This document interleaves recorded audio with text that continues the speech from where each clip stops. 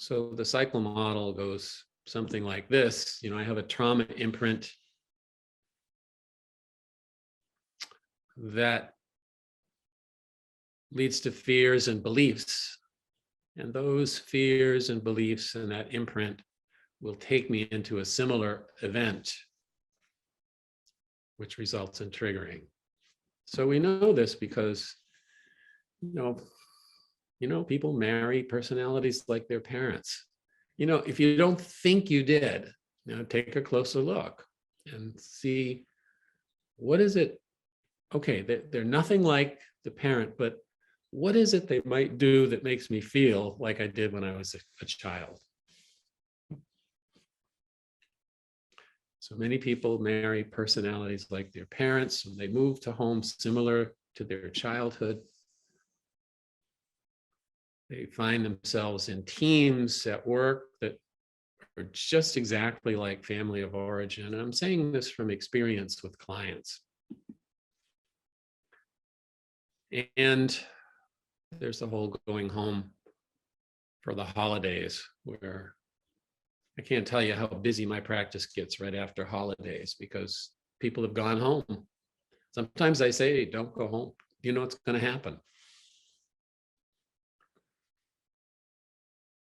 Okay, little checklist. Where are these metaphors? They're mostly in our primary relations.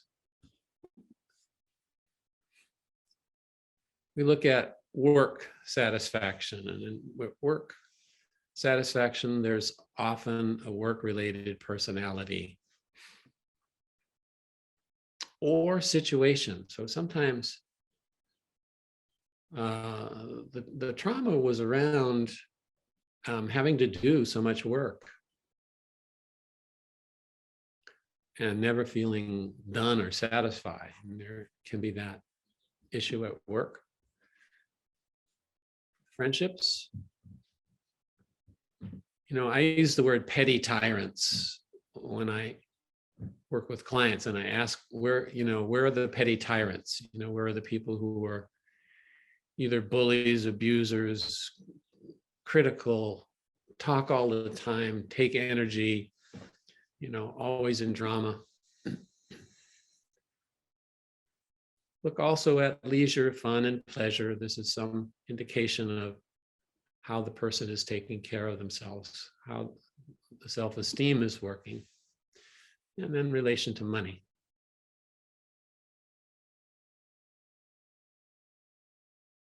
It's a good checklist. And then present relations with family of origin. We can have a continued, often I see like the parents have died, but one of the siblings has taken over the personality of the abusing parent and continues.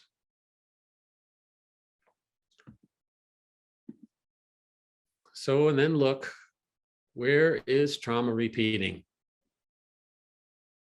How often is it repeating? Does the person know if it's repeating?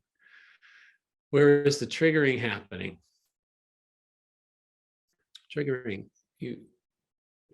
is, I feel traumatized. I feel traumatized. Maybe this thing that's happening isn't really a trauma, but all of these fears are coming up, and I'm kind of losing consciousness of the here and now.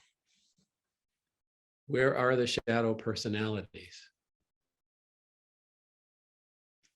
Kind of step one, finding where are the boundaries? Where do I allow people to invade my boundaries? Where am I doing things I don't want to do? Who's trying to make me do things I don't want to do?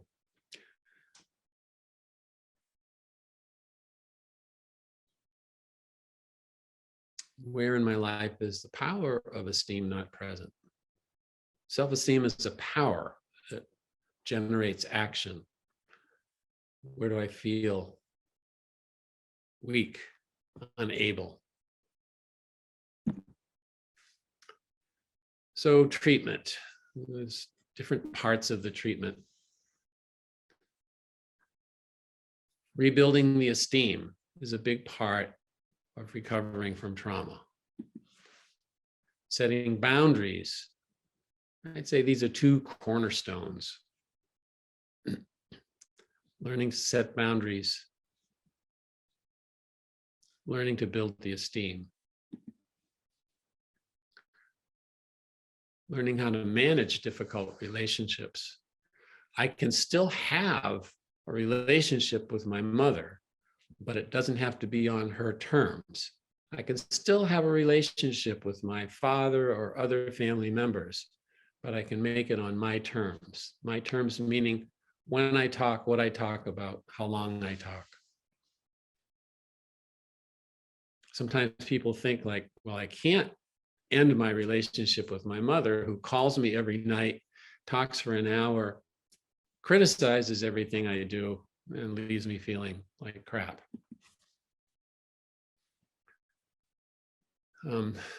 You'll see in a minute, there are a lot of essences for fear, and these should be used judiciously during the process.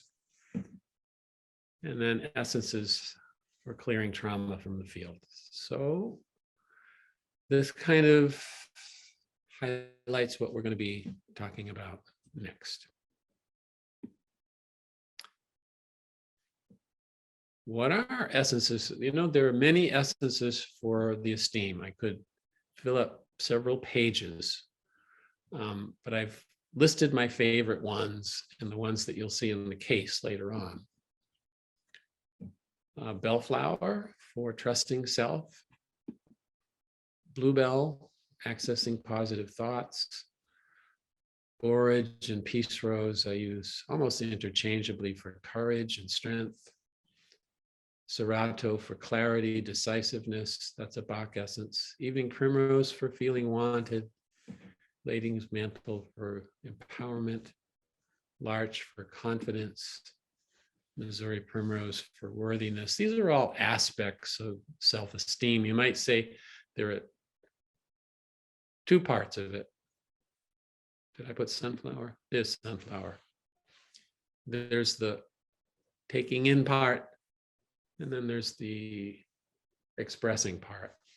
Self-esteem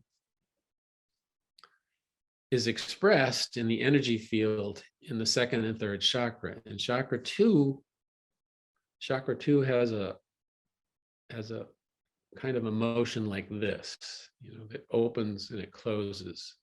Opens to pleasure, lets in energy, closes to things that are not good. Not good people, places, things. I close and I go like, I don't want to go there. I don't want to talk to that person. I don't like you. So this chakra can, with trauma, be jammed. Won't open, it won't close. It's the opening part that is important for self-esteem. I open to pleasure. So many people who are trauma victims, they don't know how to enjoy themselves, don't know what fun is, only what safety is. So some of these essences open chakra 2, help it, especially Missouri primrose, take in energy. And chakra 3 puts energy out. That's more sunflower, confidence. So my worthiness and my confidence make up my self-esteem.